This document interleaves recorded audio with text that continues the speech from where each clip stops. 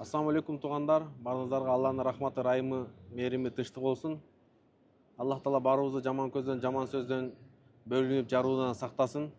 Бардыңыздарга пайгамбарыбыздын шаары Мадина шаарынан, пайгамбарыбыздын мечити Мадина Мунавварадан саламдуу айтабыз. Урматтуу туғандар, еврейлерде мындай сөз бар экен, разделяй и властвуй дейт. Бүгүнкү күндө бизде өкүндүрө турган нерсе, кыргыздын атасы кыргыз, бардыгыбыз мусулманбыз, алхамдулилля пайгамбарыбыздын үмөтүбүз. Бирок ошондой болсо дагы бөлүнүп жарылуулар, экиге бөлүнүүлөр, бири-бирин жеп көрүүлөр бизде бар. Маселени айтайык, бүгүнкү күндө мусулман болгондон кийин алхамдулилля бардыгыбыздын Аллах Таалабыз бир, жалгыз Аллах, бардыгыбыз Аллага ыйман келтиребиз. Экинчи, бардыгыбыздын пайгамбарыбыз бир. Үчүнчү, бардыгыбыздын китебиз Куран бир. Бардыгыбыздын кыблабыз бир. Бул жактан эч кандай чатак маселе жок.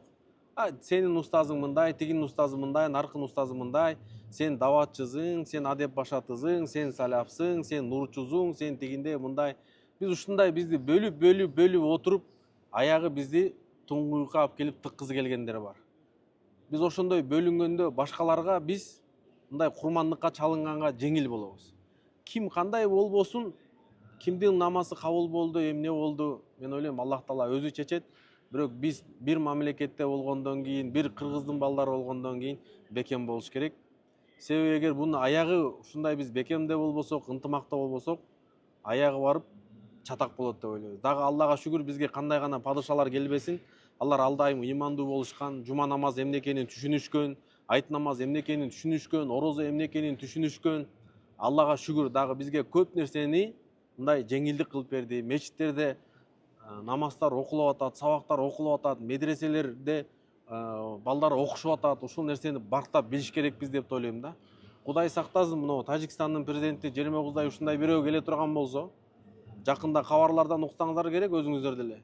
Орозо кармабай, орозону азыр жайында кыйналып каласыңар, талаа иштерин кылгыла, күскөгө жылдыргыла деп. Фараондун да аша чапкан президенттер бар да. Эгер биз дагы мындай бири-бирибизге бөлүнүп жарылуу, бири-бирибиздин атыбыздан гайбат айтуу, бири-бирибизге бут тозуу, бири-бирибизди жек көрүү боло турган болсо, Кудай сактасын, дагы бир башка бир ислам динин түшүнбөгөн падышалар келип кала турган болсо, бардыгыбызды жок кылат да.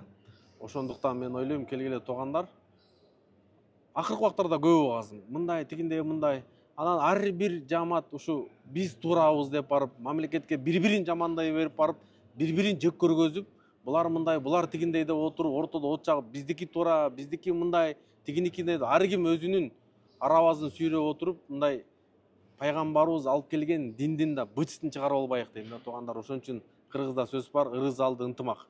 Колубуздан келсе бири-бирибизге жардам берейик, жардам бере албасак зыян бербейик. Бири-бирибизге жакшы мамиле кылайык, жакшы мамиле кылбасак кыжалат кылбайык. Мусулмандын артынан ар дайым жакшы сөз сүйлөйүк. Жакшы сөз сүйлөй албасак, жок дегенде ушуда колубуздан келбесе, анда жок дегенде унчукпайлы дейт да. Бүгүнкү жаштар Аллага шүгүр, алхамдулилля, мынакей динди түшүнгөндөн кийин зекет берип баштады, садака берип баштады, мекенди сүйүү имандан дейт, айылына көпүрө салып баштады, мекенге жакшы иштер кылып баштады. Кудай буйрса бардыгыбыз пайгамбарыбыздын дининде бекемделип, Кыргызстанга, элибизге, жерибизге дуба кылып кызмат кылсак, ошондо бардыгыбыз өнүгөбүз деген ойдомун. Ассаламу алейкум рахматуллахи ва баракатух.